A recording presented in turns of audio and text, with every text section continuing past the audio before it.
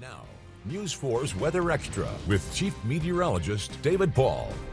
Welcome into Weather Extra. Meteorologist Ryan Duggar along my side. A week ago, we were covering all that snow and the cold, and now we're covering all this warm air. It's been a flip, and it's been very impressive to see. And, we were talking about this on Weather Extra a couple nights ago where, we're not we're not really strangers to temperature flips like this, but it's still impressive to wrap your head around. It really is. The fact that we had temperatures in the single digits in spots a week ago to this week, the normal high 63 degrees. We hit 73 today in Dothan, 77 in Marianna, 76 in Ozark. What a day it was. Very warm weather, and this warm pattern will stay in place for a while, and here's why. We have, as I mentioned before, a zonal flow setting up west to east across the country that keeps the cold air locked up to the north over Canada and into the northern part of the U.S., ridging overall for the eastern and southeastern part of the country. That means very warm air,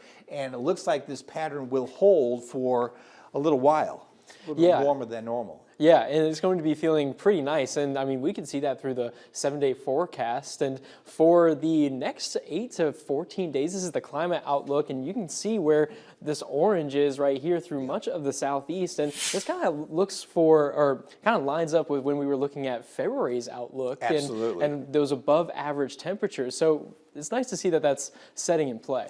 Yeah, definitely. It's all because of the upper level steering currents, that troughiness across the northwestern into the central U.S., as you saw with the jet stream kind of dipping down through here, then lifting up to the north. That keeps an onshore flow across the southeast. It keeps us warmer than normal, as opposed to what we saw in January when everything was coming down from the northwest and driving that Arctic air into the Gulf Coast. We are seeing typical springtime air now here in late January and February, early February. Meteorologist Zach Webster breaks that down. After a long stretch of colder air, we finally started to see some of those warmer temperatures settle in across the region yesterday afternoon. The high temperature in Dothan out at the airport reached 70 degrees. That happened for the first time since December 31st when we closed out 2024, and that high temperature reached 75 degrees.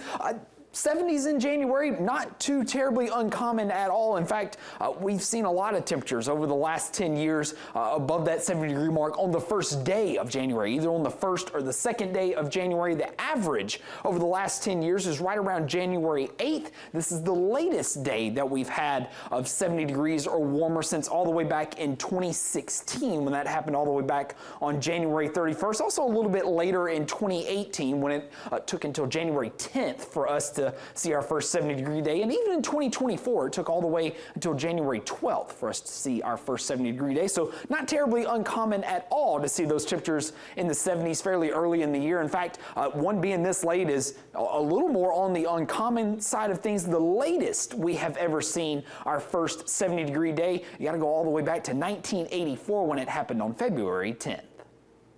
We're going to have Zach tomorrow break down just how cold this month has been leading into this warm stretch, because before the 70s came in, we were way, way below normal. We were, and I mean, that data puts it into perspective. We've been waiting for these 70s too long. Thank goodness they're finally here. They are here. That means rain chances and severe chances, at least low-end chances. We'll cover that up next. And now, News 4's Weather Extra. Welcome back to Weather Extra. Rain is on the way for us tomorrow. A good chance to kind of maybe wash the roads from all that winter grime. I need to wash my vehicle. It's full of that winter grime. Yeah, actually, now that you say that, I've been talking about, honestly, washing my car since last summer. And I just I should have been doing that during the drought when we didn't get any rain. But now we're just going to get washings like this, especially into the warm season. But then you drive on the wet roadways and that spray gets on the vehicle. So if you want to wash your vehicle, I'd say wait till Saturday. That'll save you some money. If you wash it tomorrow, it will get wet again and dirty. Some showers and storms lining up now to the west of us. That's a pretty thin line, and will be a thin line more or less when it comes into our area during the morning to midday period tomorrow. 7 a.m. west of I-65. By noontime, western parts of the area.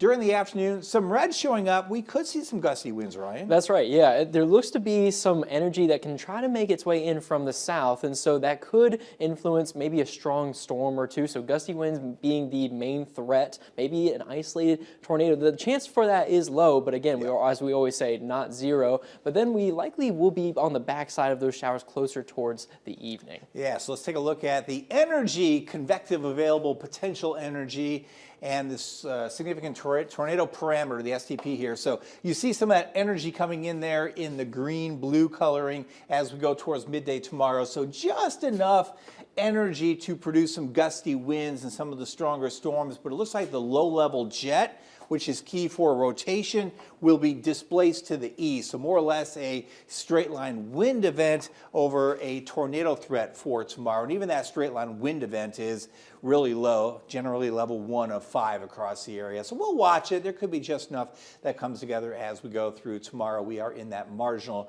risk for severe weather. Hey, come to the TV. Check this out. Is that beautiful or what? That is really beautiful. Take that full screen. Take that full screen. What a scene. That's just too good. That is really good. When I first saw this, I thought it was actually a scene from a movie. But you saw this in person, right? Yeah, I shot that going up the gondola at Heavenly Mountain Resort, South Lake Tahoe. I was out there for Operation Sierra Storm. If you were watching the last couple nights, Monday, Tuesday, you saw some of the content I was sending back.